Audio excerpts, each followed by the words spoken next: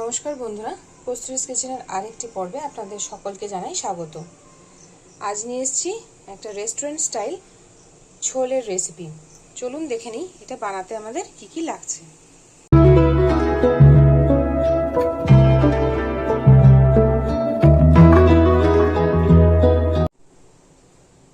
ছোলে বানানোর জন্য আমি আগে কাবলি ছোলাটাকে নিয়ে সারা রাত ভিজিয়ে রেখেছিলাম। আপনারা সময় না পেলে অন্তত 7-8 ঘন্টা ভিজিয়ে রাখবেন। এবার একটা সাদা পরিষ্কার কাপড় নিয়ে নেব, তার মধ্যে দিয়ে দেবো ছোট এলাচ, লবঙ্গ আর দারচিনি। এর সঙ্গে দিয়ে দেবো আরো একটা বড় এলাচ, আর দিয়ে দেবো তেজপাতা এবং 1 চামচ মতো চা পাতা। এটাকে ভালো করে এবার আমরা পুটলি করে নেবো একটা, তবে এটা কিন্তু গুঁড়ো চা হলে বেশি ভালো হবে। আমি 2 রকম এলাচকেই মুখটা ফাটিয়ে ভেতর থেকে এলাচের দানাগুলো বের করে নিয়েছি, এতে ভালো করে গন্ধটা কিন্তু মিশে যাবে। এবার এটাকে একটা ভালো করে পুটলি বানিয়ে নেব।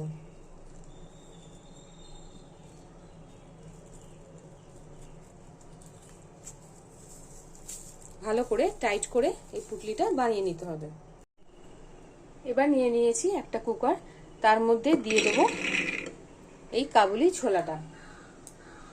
এবারে পুটলিটা দিয়ে দেবো এর ভেতরে, আর সঙ্গে দিয়ে দেবো জল। কাবুলির ছোলাটা ডুবে থাকবে এই রকম পরিমাণ জল দিলেই হবে। দেখুন আমাদের ছোলাটা কিন্তু ভালোভাবে ডুবে গেছে। এর সঙ্গে আমি দিয়ে দেবো বেকিং পাউডার বা বেকিং সোডা। 1/2 চামচ বেকিং সোডা আমি দিয়ে দিলাম। ভালো করে সোডাটাকে এর সঙ্গে মিশিয়ে নিয়ে এবার আপনার ঢাকা দিয়ে এটাকে সেদ্ধ হতে দিয়ে দেবো।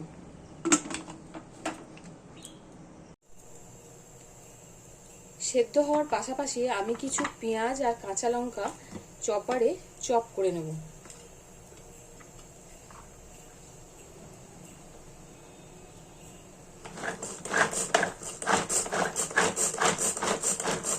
এইভাবে পেঁয়াজ লঙ্কাগুলো আমি তাড়াতাড়ি চপ করে নেব। পেঁয়াজ লঙ্কাগুলো খুব ভালোভাবে মিহি করে চপ করা হয়ে গেছে। একইভাবে আমি টমেটোটাকেও চপ করে নিয়েছি। একদিকে আমার চানাটা সেদ্ধ হচ্ছে, অন্যদিকে আমি জোগাড়গুলো করে নিচ্ছি। আমার এই ছোলেটা করার জন্য একটা হোমমেড ছোলে মশলা আমার তৈরি করব। তার জন্য আমাদের কি কি লাগছে সেটা দেখে নিই। প্রথমেই লাগছে কয়েকটা 4-5টা লবঙ্গ, ছোট এলাচ 2টো, একটু দারচিনি, স্টার অ্যানিস, 1 চামচ গোটা জিরে, 1 চামচ ধনে, 1/2 চামচ মৌরি, আর লাগবে একটু তেজপাতা। এটাকে আমরা শুকনো খোলায় আগে ভেজে নেব। একটা কড়া নিয়ে নিয়েছি, এতে আমরা এই সব উপকরণগুলো দিয়ে দেব। দিয়ে এটাকে আমরা শুকনো খোলায় নেড়ে নেব। এটার সঙ্গে দিয়ে দেব অল্প একটু নুন। এবার এটাকে ভালো করে নাড়াচাড়া করে নেব।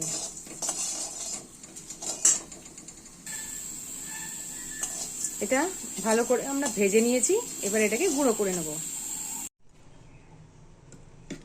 অন্যদিকে আমাদের ছোলাটা কিন্তু খুব ভালো সেদ্ধ হয়ে গেছে এবং চায়ের লিকারটার জন্য কত সুন্দর একটা রং এসেছে। এবারে ভেতরে যে পুটলিটা ছিল এটা আমরা বের করে দেব, এটা আর কোনো আমাদের কাজে লাগছে না।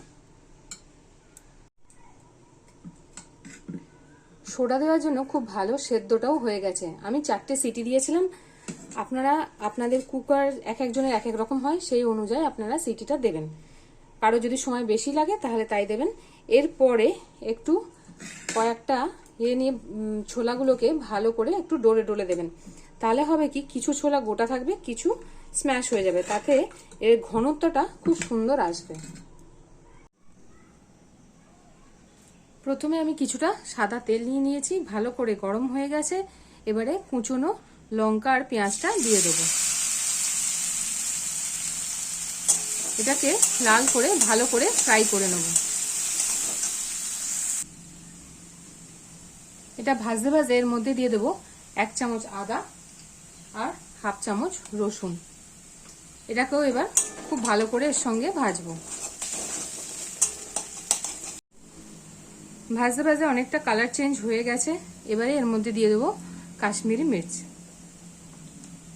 তারপর এতে দেব একটু স্বাদটা বাড়ানোর জন্য চাট মশলা 1 চামচ। এবারে দেব একটু আমচুর পাউডার। এটা স্বাদটাকে খুব সুন্দর ট্যাঙ্গি করবে। আর দেব অল্প একটু বিট নুন। আর সামান্য একটুখানি হলুদ দেব, কালারটাকে জাস্ট একটু সুন্দর এনহ্যান্স করার জন্য। খুব সামান্য হলুদ। ব্যাস, মশলা বলতে এইগুলোই। এটাকে আরো ভালো করে এবারে কষাতে থাকবো। এবারে অ্যাড করব টমেটো কুচিটা। এটা আপনারা টমেটোটাকে পেস্ট করেও কিন্তু দিতে পারেন। এটা যত কষবেন তত এর কালারটা ডার্ক হবে। কষতে কষতে এটার কালার কিন্তু অনেকটাই বেশ চেঞ্জ হয়ে গেছে। এবারে এর মধ্যে দিয়ে দেবো সেদ্ধ করে রাখা কাবলি ছোলাটা। এখন আমি জল থেকে ছেঁকে নিয়ে ছোলাটা দিচ্ছি। এটাকে আগে ভালো করে কষাবো, তারপর জলটা দেব।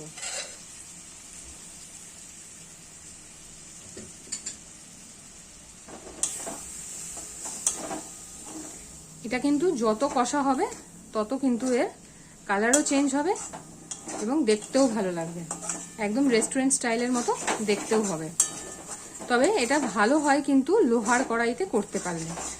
আমার কাছে ছিল না, তাই বাড়ির যে কড়াই ইউজ করা হয় আমি তাতেই দেখাচ্ছি।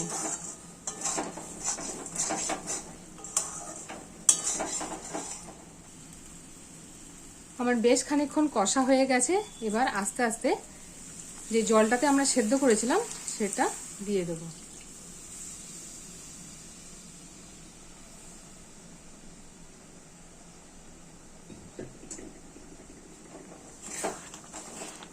এই জলটা পড়তে কালারটা কতটা চেঞ্জ হয়ে গেল।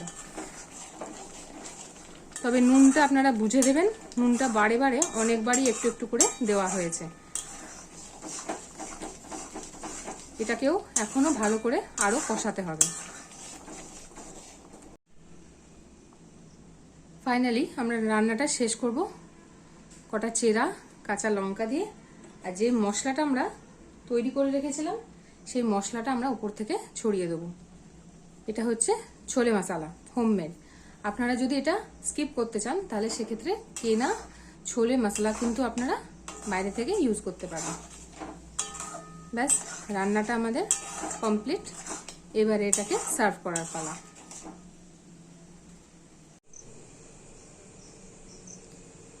রেস্টুরেন্ট স্টাইল ছোলে আমাদের রেডি হয়ে গেছে।